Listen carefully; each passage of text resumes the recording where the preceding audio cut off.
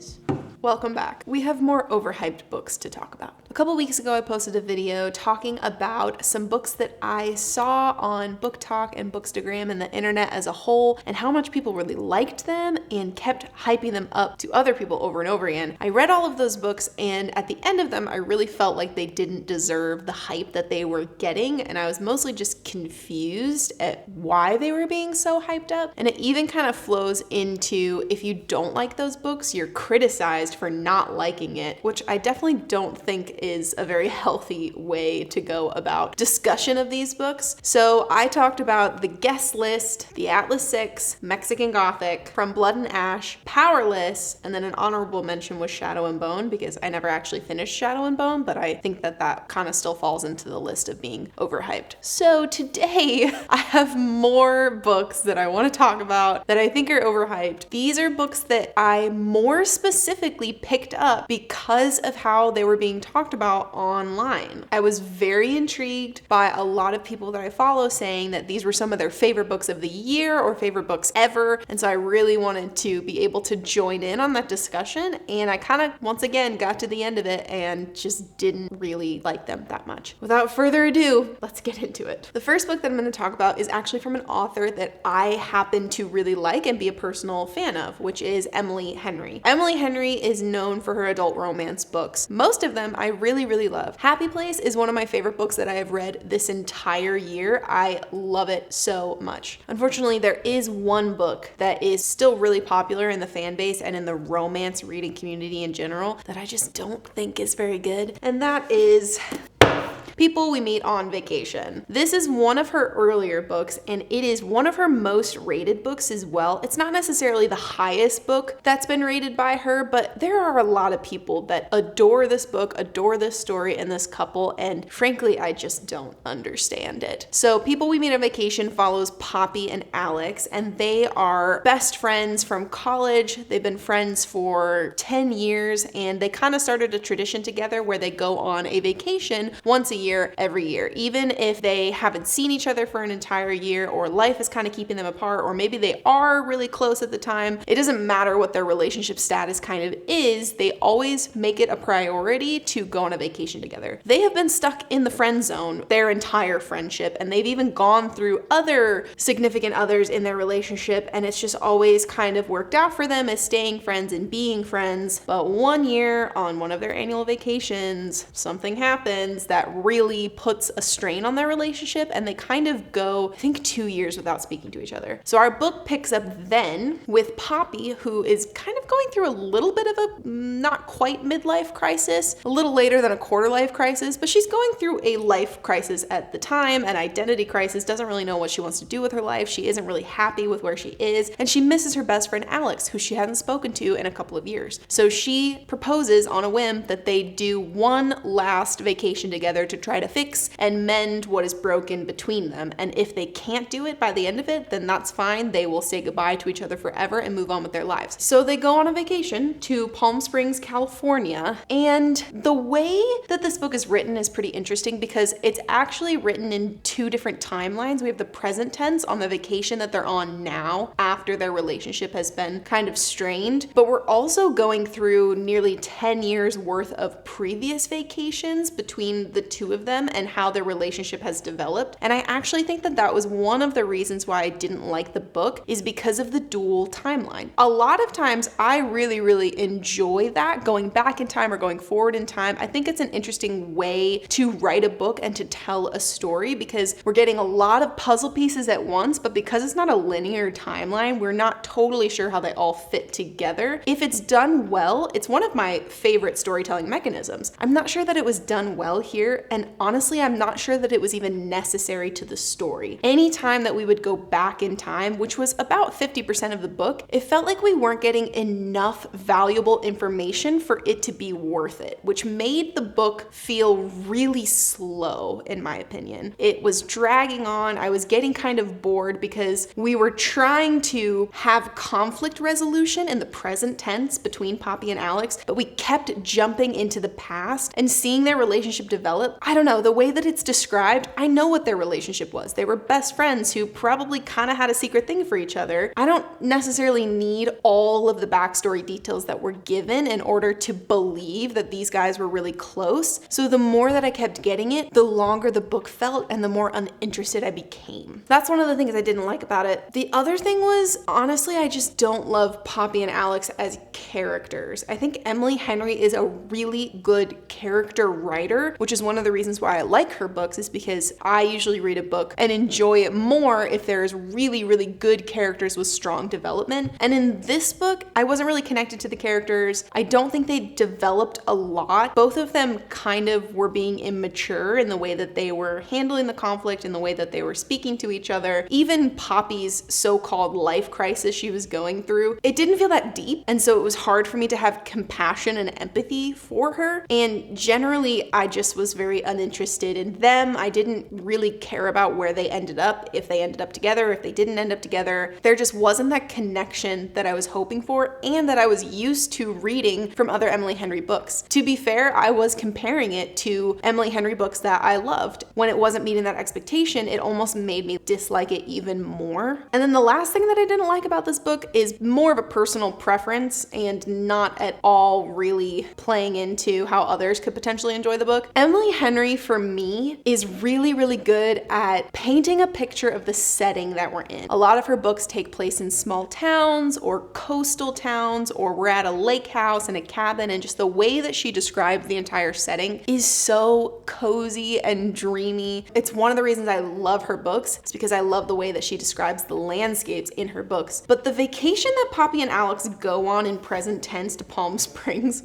really sucks. And I think that that is more of playing into the story itself, but we are not having fun. We are stressed out in hotel rooms where the AC doesn't work. It's 100,000 degrees outside. The shower doesn't work. Everybody is sweating all the time and nobody is having fun in the city that we're in. And that just kind of added a little sprinkle of stress to my cozy romance book that I didn't really appreciate so much. Those are some of the reasons why I didn't really like this book that much and why I think it's overhyped. The way that I hear people talk about it is specifically about Poppy and Alex and how much they love their relationship and they love seeing it develop over time. And I specifically don't get that point. I don't think it's a very good relationship. I don't even know if they're super compatible the way that it's written. And I think that there are leads in other Emily Henry books that are way better than these two. This is for sure my least favorite Emily Henry book by a pretty wide margin. So, Okay, the next book I think has the potential to make some people relatively unhappy. I picked up this book specifically because there is one particular booktuber who said this was her favorite book, I think of all time, not just of the year, but of all time. And it's not even that I believed her or didn't believe her. I just was so curious at how good could this book actually be for somebody to so quickly decree that it is their favorite book of all time. And even since then, I know a lot of people that have said they loved it so much it changed their life. It's their favorite book of the year. It's the best book of the year. I had to pick it up and get into it. And that book is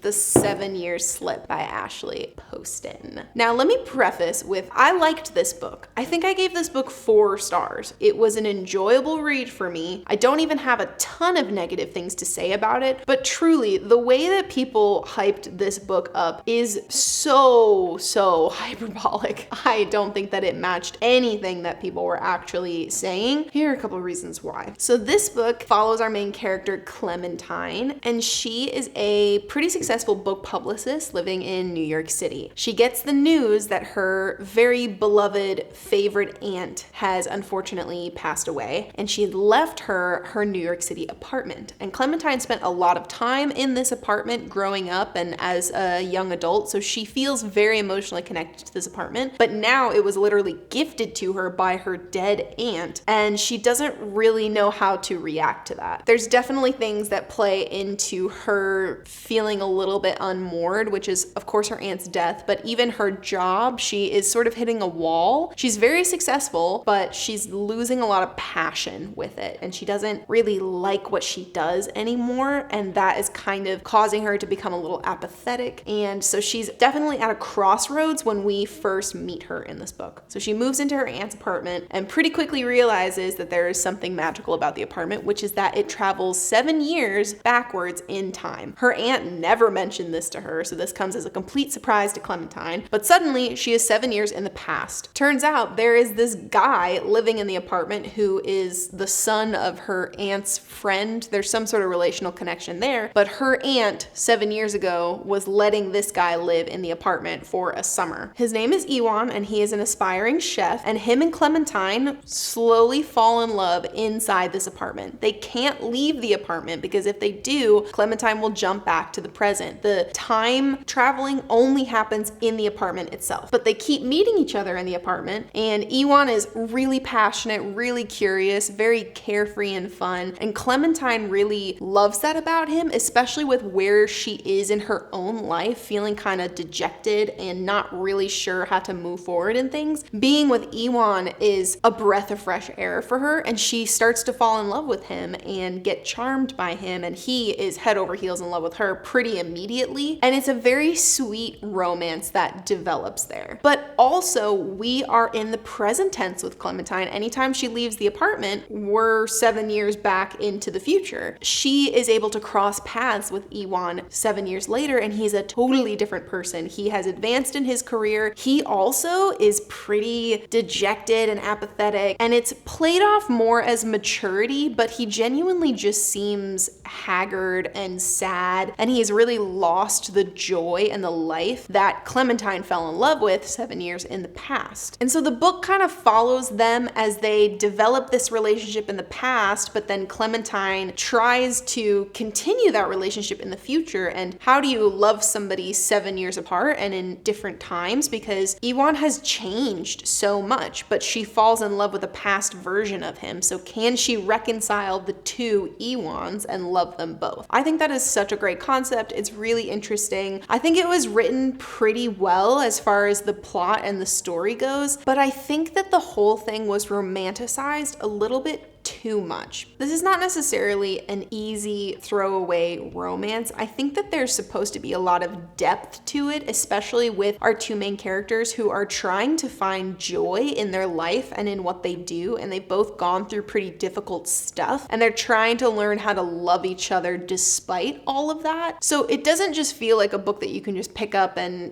whatever, it's fine. It's silly, it's hyperbolic. It actually has a lot of depth to it, but the problem is that I think a lot of the pain and the struggles, and even where they are in their present tense lives, I think it was romanticized in a way that I kind of didn't feel great about. Clementine fell in love with a past version of Iwan and then was upset when he was a different person 7 years later, and then tries to change him to fit back with her original idea of who this man is. But it's romanticized as, oh, Clementine's helping him find his life and helping him find his joy again, and it's really sweet, and you should love what you do. It also is very materialistic in a lot of ways. Both of these characters' issues kind of stem from making a lot of money and doing something that they both said they wanted to do all of their lives, and when they finally achieve that thing, they're complaining and moaning about how it's sucking their souls, and it was difficult for me to find empathy for that because it literally is what they were telling us that they wanted their entire lives. I think there was a bit of pacing issues with it as well. Some of the sections felt really, really fast, and even the way they fell in love was a bit insta-love. It just happened so fast, but then everything in present tense felt like it was dragging on so long, and it was like the author was just dangling a confrontation and a conflict resolution in front of us the entire time and just would never give it to us. And I found myself getting kind of annoyed at the end, annoyed with the characters, annoyed with the story, and annoyed with the plot as a whole. I think that people hype this book up because because of the writing style itself. Ashley Poston is very flowery, very romantic, very poetic sometimes, and there were a couple lines that I actually thought were really deep, and I did connect with them on a deeper level than most romance books that I read. But I think that because of that, people overlook some of the issues with the book. And I'm not saying that's a bad thing, but it's just coming back to the way that it is talked about online as being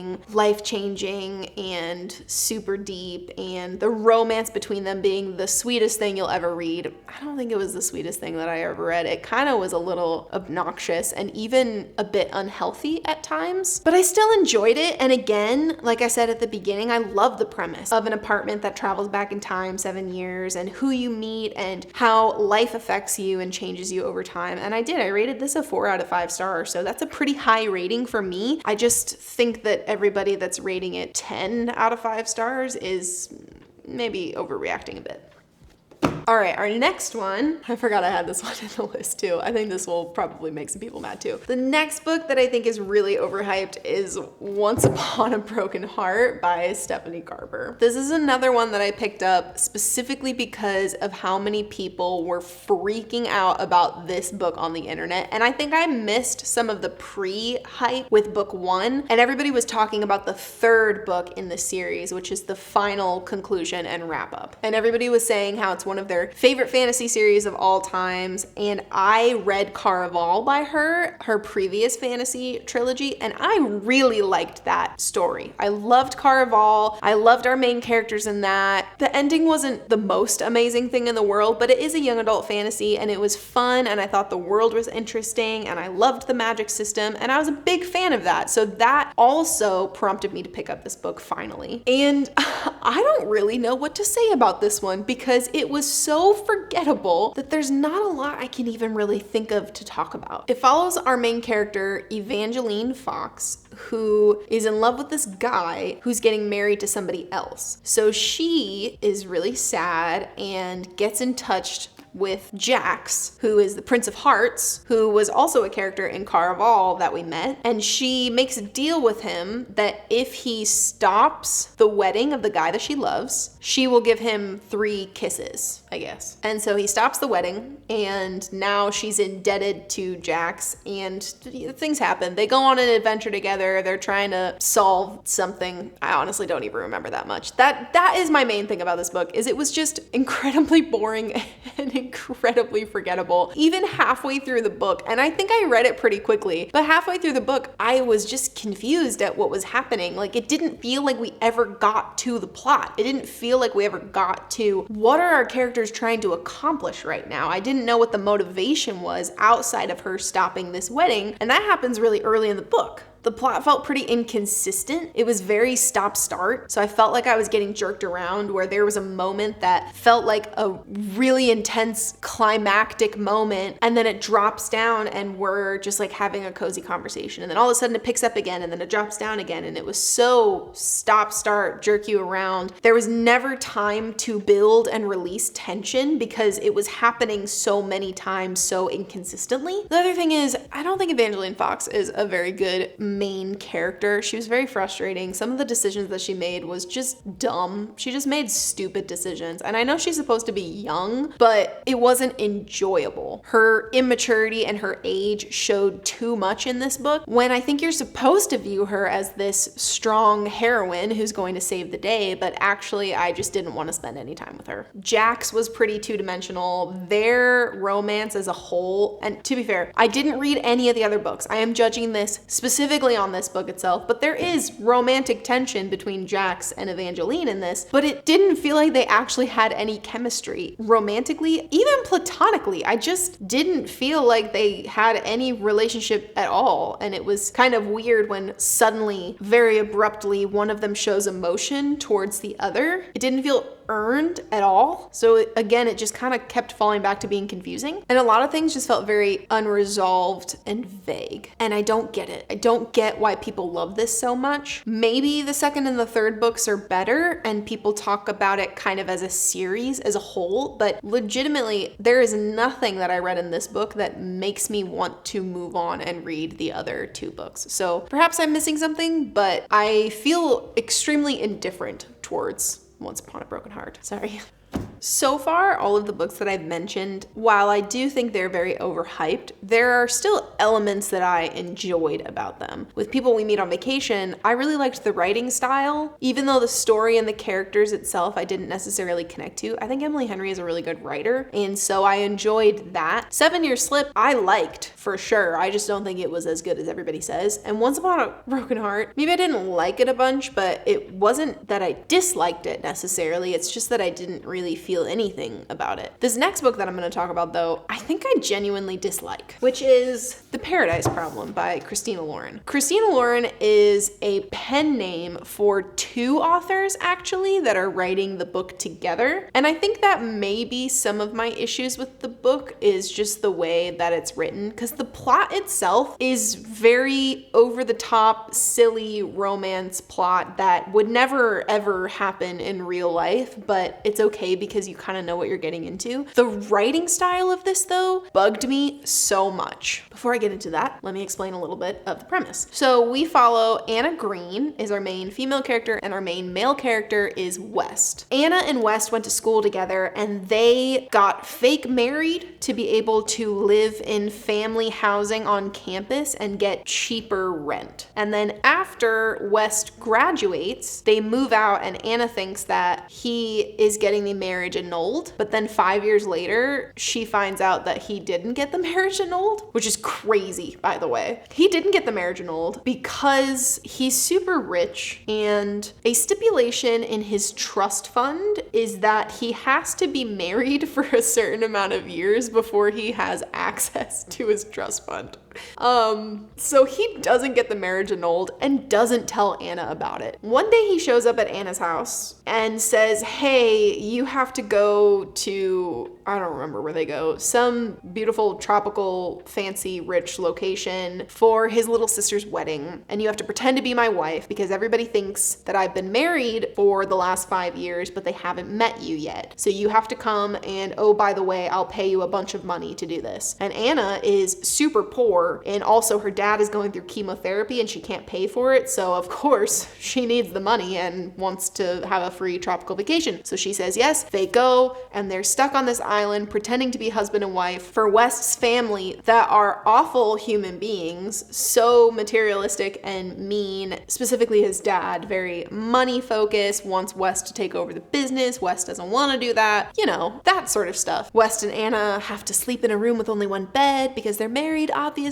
And then they actually start to develop feelings for each other, and they go through, you know, this whole thing, and it ends with West being like, I don't care that you're poor, I want to marry you. Something like that. Again, I'm down for a crazy romance plot that really is so unrealistic. It would never be able to happen in real life, but you know what you're getting into. You know it's going to be a crazy hyperbolic story, but you can have fun with it. You can enjoy it. You can find ways to like it still, even though that's what you're getting into. The thing that I didn't like about this was just the writing style, and I'm sorry to say, but it was so incredibly annoying to me. The best way I can describe it is that it felt like I was reading somebody's blog. It's first-person perspective, and I think that the writer's goal was to try and make it very casual and conversational. It did. It came off as feeling like I was reading somebody's blog, to the point where we would be in our main character's inner dialogue, and there would be parentheses with random interjections. One of them was literally just LOL. You would read a thought from the character, and at the end of the sentence, it would just say LOL in parentheses. I did not like that at all. It was very short, it was very fast, and so I powered through it and I read to the end, mostly out of morbid curiosity, but I was just incredibly annoyed by it. I can't really judge the characters or the plot itself because, like I said, it's completely crazy and out there and hyperbolic, so I'm not gonna sit here and be like, I didn't believe the chemistry between the two main characters, because obviously there's no world where this would really happen. So anything that happens in it is kind of fair game. So I'm really just gonna leave it at that. The writing style was was incredibly obnoxious to me. And the reason it's on this list is because there are a lot of people out there that like it. It was a book of the month pick, and I know book of the month doesn't always have the best books, especially when it comes to romance, but I do think that they are held to a little bit higher of a standard. So I thought that if it was on book of the month, maybe it would be a bit of a step above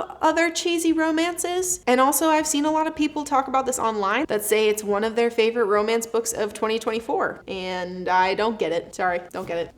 Okay, so I have another honorable mention here. I am not officially putting it on the overhyped book list because, once again, I never finished this book. This was so far the only DNF of the whole year for me, and that is A Fate Inked in Blood by Danielle L. Jensen. Oh, look, you can still see my spot in the book. So I got about 100 pages, I think, a little over 100 pages into this, and in my defense, it was not an intentional DNF. I actually don't know, that might be worse. It was an unintentional DNF. I got 100 pages in, and that was a real struggle for me. I was trying to push through so hard, and then I just kind of fell off, and I would try to come back to it every once in a while, and it'd be sitting on my nightstand, and I would read a couple pages here and there, and then I started picking up other books because I wasn't reading, because this is the only thing that I was reading, but I kept intending to go back to it, and one day I just never did. I never went back to reading it, and I don't think I'm gonna pick it up again before the end of the year, so this is my only DNF of 2024. And I'm not entirely sure why I felt this way about this book. I think I was just generally kind of bored and a little uninterested in it. I don't think that our main character was very compelling. She's very damsel in distress, but it did kind of have that tropey chosen one vibes. She is a shield maiden in the Viking lore that we're dealing with, but she had to keep that power a secret. She's the only one of her kind. There's this prophecy that she has to fulfill. I think this is going to be a series with a couple books in it. Right now I have zero motivation to continue this book or to continue on with the series. I'm not saying that I'll never pick it up again because I do love this type of fantasy book. I think Viking lore is super interesting, and I liked the Nordic mythology that we were getting into. There's not really a lot that I disliked about this book except that I just was uninterested, and that might have unfortunately been wrong timing. I am very much a mood reader, so I go through different stages of what types of moods I'm in and what books I want to be reading, and I just maybe picked this up at the wrong time. But usually when that happens, I eventually feel compelled to go back to it, and I really haven't had that feeling yet. I have no interest in picking this up again right now. I don't know. I would love to hear specifically what other people's thoughts are on A Fate Inked in Blood, because people freaked out about this book, especially people that loved romantasy and fantasy with romance. The Sarah J. Maas fans, From Blood and Ash fans, I feel like definitely were in here with the romantasy vibes. And a lot of times I do like that and enjoy that as well, but I just was not feeling it with this time. And I'm not entirely sure why. So would love your thoughts. If anybody has read this and either really liked the book, convinced me to read it, or somebody can potentially give language as to why I didn't like the book. I'm a bit at a loss with this one, but I needed to put it on here because I put a DNF on the last one, and this is the most recent DNF for me, so it needed to be mentioned.